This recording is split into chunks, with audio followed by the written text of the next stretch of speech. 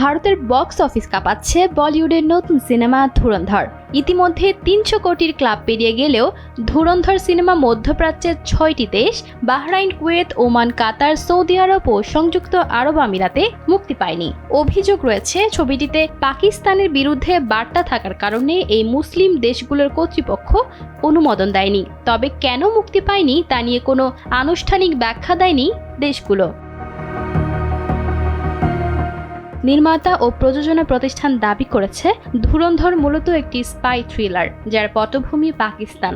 গল্পের কেন্দ্রবিন্দু হামজা আলী মাঝারি নামের এক রহস্যময় চরিত্র, যিনি লিয়ারি অঞ্চলের রহমান ডাকাতের গ্যাংয়ে অনুপ্রবেশ করেন। ছবিতে রণবীর সিং ছাড়াও অক্ষয় খান্না, অর্জুন রামপাল আর মাধব বন্দ ছাড়াও সারা অর্জুন মুখ্য চরিত্রে অভিনয় করেছেন।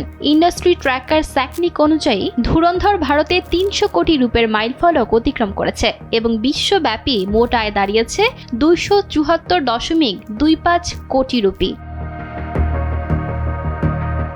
সিনেমার প্রযোজনা সংস্থার সূত্রে জানা যায়, মধ্যপ্রাচ্যে ধুরন্ধর মুক্তির জন্য তারা সর্বোচ্চ চেষ্টা করেছেন, কারণ এই অঞ্চল হিন্দি সিনেমার অন্যতম বড় বাজার এবং এখানে বিপুল সংখ্যক প্রবাসী ভারতীয় বসবাস করেন। তবে নানা প্রচেষ্টা সত্ত্বেও কোনো দেশই নিষেধাজ্ঞা প্রত্যাহারে রাজি হয়নি। তবে এমন ঘটনা এবারই প্রথম নয়। এর আগেও Fighter, Sky Force, The Diplomat, Article 370, Tiger 3 ও দ্য কাশ্মীর ফাইলসের মতো একাধিক বলিউড সিনেমা শুরুতে মধ্যপ্রাচ্যের কয়েকটি দেশে মুক্তির অনুমতি পায়নি। পরে অবশ্য কিছু দেশের নিষেধাজ্ঞা প্রত্যাহার করা হয়, যেমন ফাইটার পরবর্তী সময়ে সংযুক্ত আরব আমিরাতে মুক্তি পেয়েছিল।